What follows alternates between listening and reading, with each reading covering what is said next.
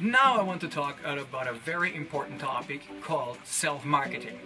There is a myth, if you wish, out there that says, if I just do good, my good deeds will speak for themselves. The danger is the delusion of false humility. What do I mean by that? It's that people say, you know what, I'll just do my best, or I'll do a very good job, and do I really need to market myself? It feels kind of gross to just have to talk about myself or sell what I'm doing to other people because, I don't know, it's kind of icky.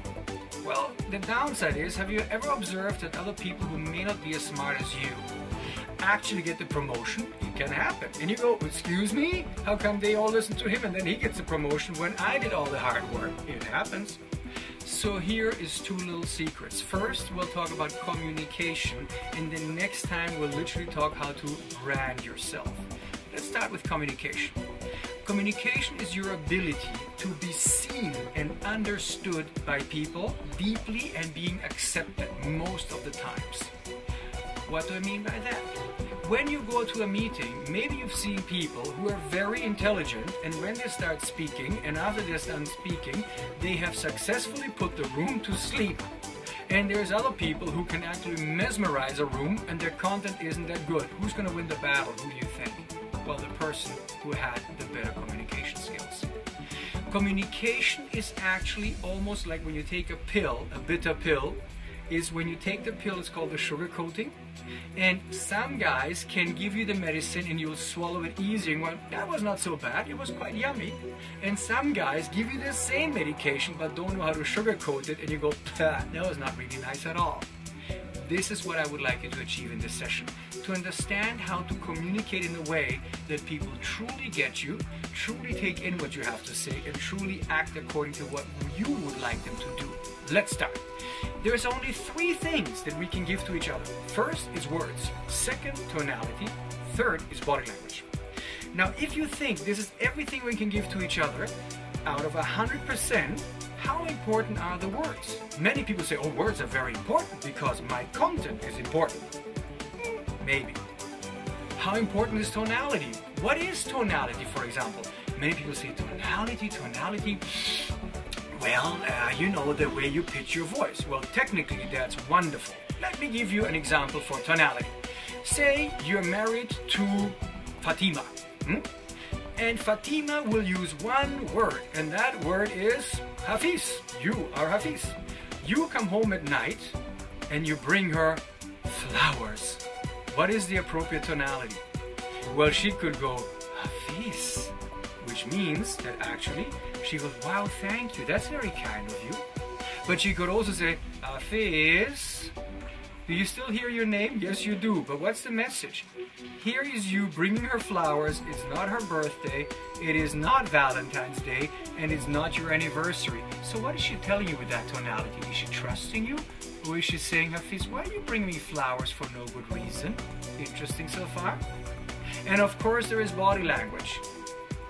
So right now, let's reveal it. Words in human communication is only 7% of the true value we take home as information.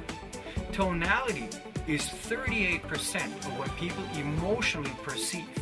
And body language is fully 55% of what people will actually gather from you. Do I trust you? Don't I trust you? Are you serious about this? Do you want to communicate with me? Or are you just being shy? Do I really want to listen to you? So the crux is that most of us have got a problem. We've been educated away from being showy, tonality and body language. Just deliver the message. Where did that start? Well, in school. In school, if you had a great personality, shut up, sit down, you know, do not show off. So we taught at home, sit down, shut up. Then you go to primary school, shut up and sit down. Then you go to high school, shut up and sit down, just follow. By the time you left high school, college, or university, you're a black belt in shut up and sit down. Then all of a sudden you go to the company and people say, speak, and you go, and then all you do is to actually only use words. No tonality, you're being very professional, and please don't use any body language. The only thing you will use is you will use the laser pointer for the PowerPoint, and and then you will have all the words, and you will read the PowerPoint because it's much too dangerous not to really tell them what you think or believe because it's all in the PowerPoint. They don't get angry at me because it's all in the PowerPoint, okay? I've seen it happen over and over again. So here it is. You will have to actually learn how to express thoughts and emotions with tone and body language. Now, many of you will say, but that's acting.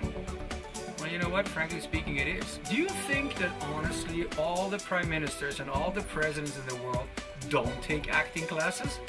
They all have to take acting classes. And it works the following way.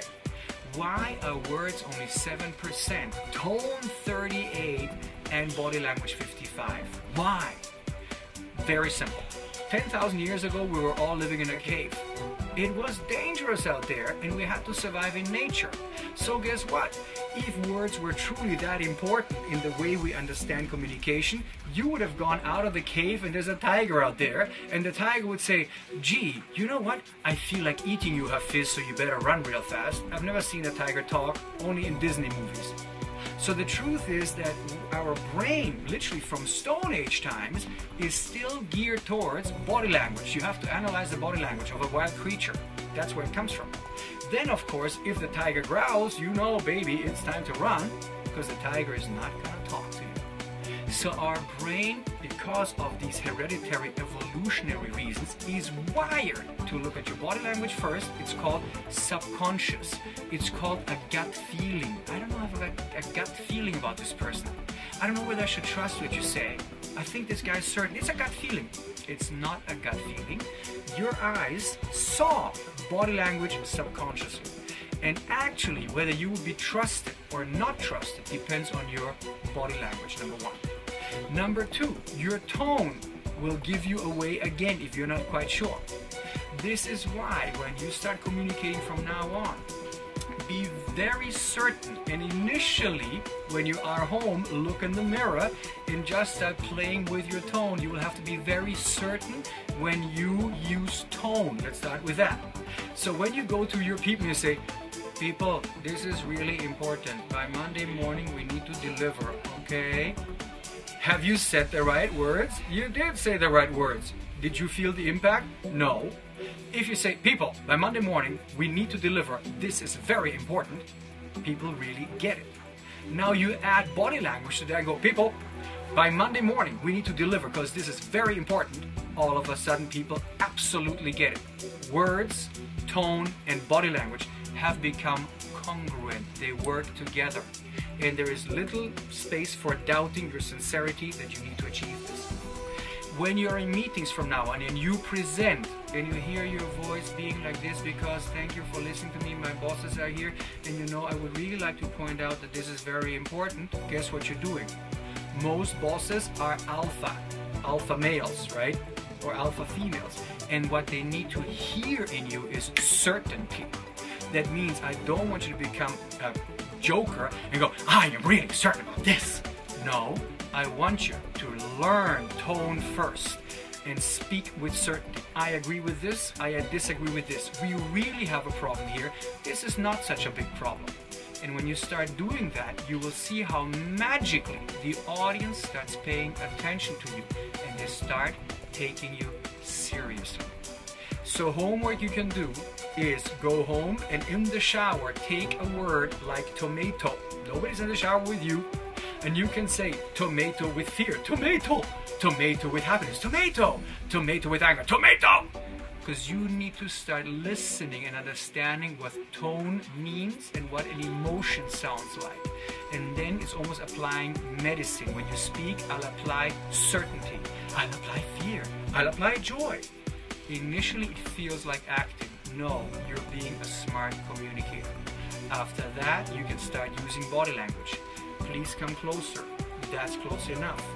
And when you're in front of a large audience, use large body movements. When you are talking one-on-one, you can say, us together, we can really do this tomorrow. And you will see that actually subconsciously, they will see everything and have a good gut feeling about you. Next week, we'll talk about creating projects, how you market them, so you can be seen for being very successful. See you next week.